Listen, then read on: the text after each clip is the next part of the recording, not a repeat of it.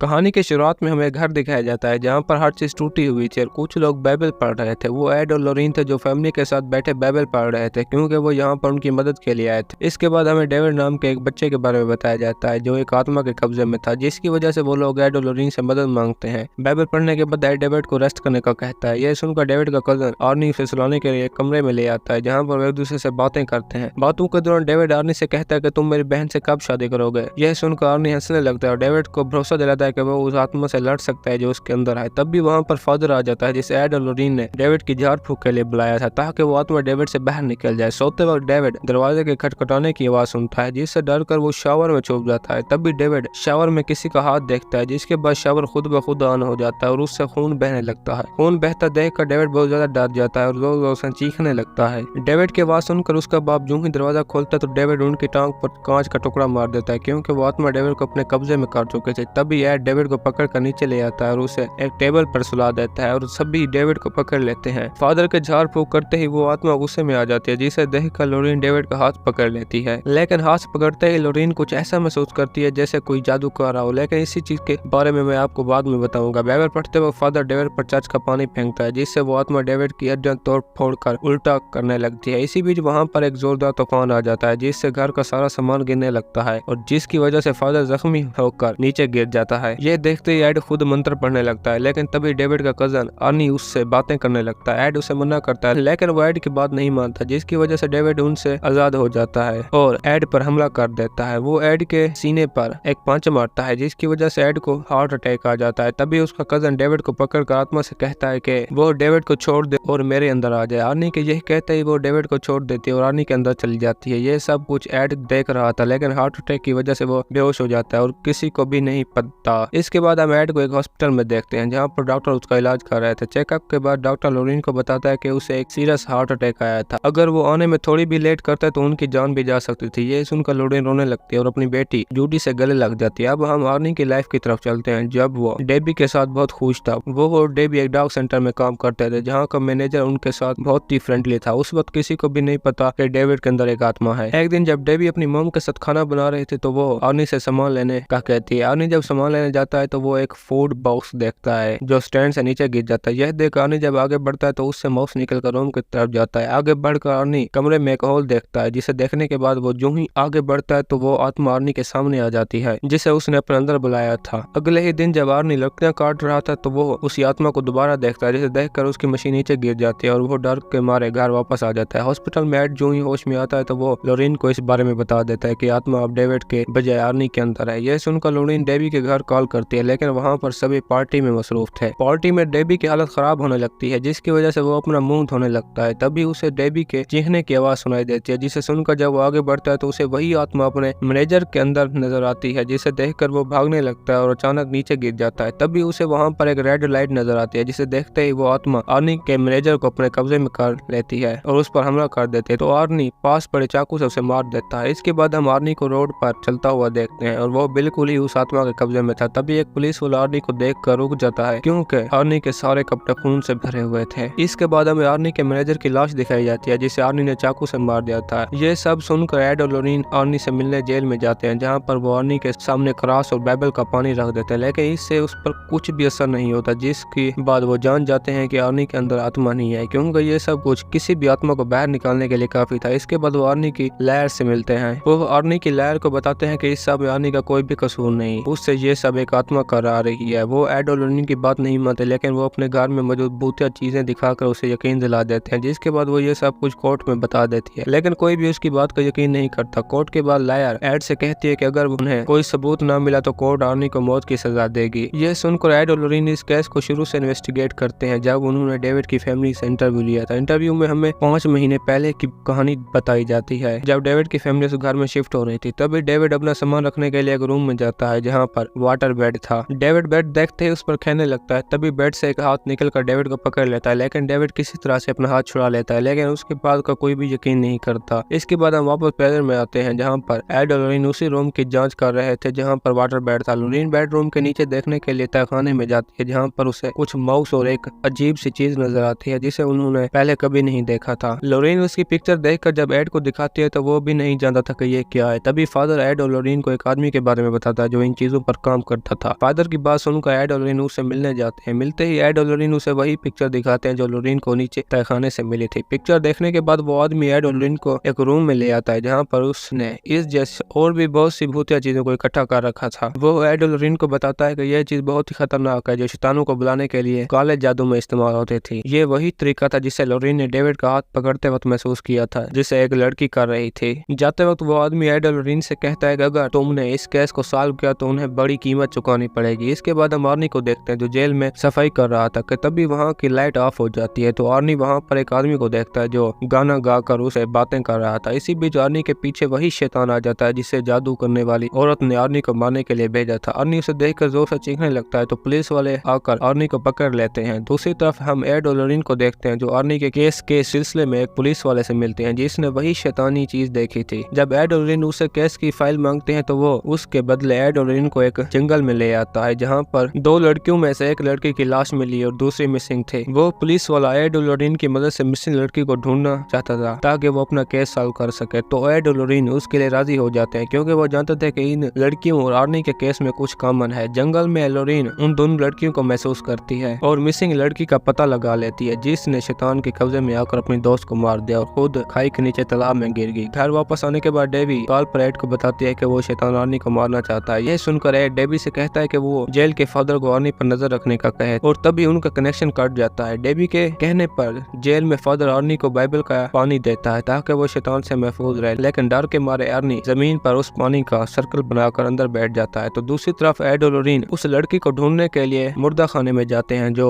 ये काला जादू कर रही थी। वहाँ पर लोरीन मिसिंग लड़की की डेड बॉडी का हाथ पकड़कर कुछ महसूस करने लगती है तो उसे वही लड़की नजर आती है जिसने शैतानों को बुलाकर आर्नी को मारना चाहती थी। वो अपनी पूजा शुरू करती है ताकि आर्नी को मारकर शैतानों को वापस भेज सके, लेकिन लोरीन बाइबल की लाइन पढ़कर उसे रोक लेती है। तभी वहाँ पर लाइट ऑफ हो जाती है। एड जब लाइट ऑन करता है तो वो एक डेड बॉडी को देखता है जो लोरीन को मारने ही वाली थी कि तभी एड लोरीन का हाथ छुड़ा लेता है जिससे वो बॉडी गिर जाती है। लोरीन अब जान गई थी कि वो लड़की भी उन्हें देख रही है। इसके बाद एड और लोरीन घर वापस आकर एक बुक पढ़ने लगते हैं जिसके अंदर शैतानों को बुलाने की पूजा के बारे में लिखा हुआ था, जिससे उन्हें मालूम होता है कि अगर वो पूजा की जगह तोड़ दें तो शैतान खत्म हो जाएगा और वो पूजा करने वाला खुद भी मर जाएगा। तभी एड बेहोश हो जाता है और उस लड़की को अपने घर में देखता है जो आर्नी को मारना चाहती थी और उस डेड बॉडी को भी देखता है जिसने लोरीन पर हमला किया था। एड उसे चाकू से मारने ही वाला था कि तभी लोरीन के आने से होश में आ जाता है। होश में आने के बाद एड लोरीन को बताता है कि वो लड़की हमारे घर में थी और पूरे घर की तलाशी करने लगता है तो उन्हें एक गुलदस्ता नजर आता है जिसके सारे फूल सूखे हुए थे। एड जब उसे तोड़ता है तो उसमें वही शैतानी चीज निकलती है जो उन्हें डेविड के घर से मिली थी। यह सब होने के बाद लोरीन बुक लेकर उसी आदमी के पास जाती है जिसने पहले शैतान के बारे में बताया था ताकि वो किसी तरह से पूजा की जगह ढूंढकर उसे तोड़ सके। डेबी लोरीन के कहने पर आर्नी के पास जेल में चली जाती है ताकि उस पर नजर रख सके और एड घर में पुलिस ऑफिसर की दी हुई फाइल पढ़ने लगता है। फाइल पढ़ने के बाद एड उस जगह के बारे में जान जाता है कि वो कहाँ है और बहुत ही परेशान हो जाता है क्योंकि ये जगह उसी आदमी का घर थी जहाँ पर लोरीन अभी जा रही थी। इसके बाद एड भी उसी जगह की तरफ रवाना हो जाता है जहाँ पर लोरीन जा रही थी। वो आदमी बुक ट्रांसलेट करने के लिए लोरीन को बताता है कि उन्हें इस पूजा को तोड़ने के लिए 3 में से किसी एक की कुर्बानी की जरूरत होगी। उनमें से एक बच्चा, दूसरा लवर और तीसरा एक प्रीस्ट, जिसे सुनकर लोरीन परेशान हो जाती है। इसके बाद वो आदमी लोरीन को उसी कमरे में ले आता है जहाँ सारी जादुई चीजें रखी हुई थी। कमरे में वो लोरीन को एक फाइल दिखाता है जिसमें उसकी बेटी की पिक्चर थी और लोरीन को बताता है कि जो लड़की ये सब कुछ कर रही है वो मेरी बेटी है। मेरे काम की वजह से वो मेरे ना चाहते हुए भी इसमें दिलचस्पी लेने लगी। यह बताकर वो लोरीन को उसकी पूजा की जगह के बारे में बताता है जो कमरे के नीचे एक सुरंग में थी। जिसके बाद लोरीन सुरंग के अंदर चली जाती है और पूजा की जगह ढूंढने लगती है। लोरीन के जाते ही वो लड़की अपने बाप को मार देती है जिसे लोरीन भी महसूस कर लेती है। अंदर जाने के बाद लोरीन उस पूजा की जगह को ढूंढ लेती है जिस पर वो जादू करती थी। लोरीन उसे गिराने लगती है लेकिन भारी होने की वजह से नहीं गिरा पाती। इसी बीच वहाँ पर वो लड़की आ जाती है जिसे देख कर लोरीन भागने लगती है तो उसे जादू की वजह से हर तरफ अपनी ही बॉडी नजर आती है कि तभी अचानक से वो लड़की लोरीन पर चाकू से हमला कर देती है। वो लोरीन को अपनी आंखों में देखने का कहती है लेकिन लोरीन उसे पत्थर से मारकर वहाँ से भाग जाते हैं। तभी सुरंग में एड भी आ जाता है लेकिन वो लड़की लोरीन की शक्ल में आकर उसे अपने कब्जे में कर लेती है ताकि वो और लोरीन आपस में उलझे रहे और उसे पूजा पूरी करने का वक्त मिल जाए। इसके बाद वो पूजा शुरू करके आर्नी को जगा देती है। आर्नी के जागते ही फादर आर्नी के सामने बाइबल पढ़ने लगा लेकिन शैतान के असर की वजह से आर्नी कांच का टुकड़ा उठाकर खुद को मारने ही वाला होता है कि तभी डेबी उसका हाथ पकड़ लेती है। तो दूसरी तरफ एड लोरीन पर हैमर से हमले कर रहा था। लोरीन एड को बहुत रोकने की कोशिश करते हैं लेकिन वो बिल्कुल भी नहीं रुकता। इसी बीच लोरीन पूजा की जगह के करीब गिर जाती है जिसके बाद एड लोरीन को मारने ही वाला था कि तभी उसे अपनी और लोरीन की पुरानी याद आने लगती हैं जिससे एड अपने होश में आ जाता है और उसी हैमर से पूजा की जगह को तोड़ देता है। पूजा की जगह टूटते ही आर्नी बेशकार के कब्जे से आजाद होकर होश में आ जाता है। इसके बाद वो लड़की चाकू लेकर एड और लोरीन के सामने आ जाती है, लेकिन शैतान को एक जान न देने की वजह से वो उसे मारकर वापस चला जाता है। सुरंग से बाहर निकलने के बाद एड और लोरीन घर वापस आ जाते हैं। वापस आने के बाद एड पूजा की चीजों से मिले हुए कप को अपने उसी रूम में रख देता है जहाँ पर उन्होंने सारी भूत चीजों का कलेक्शन कर रखा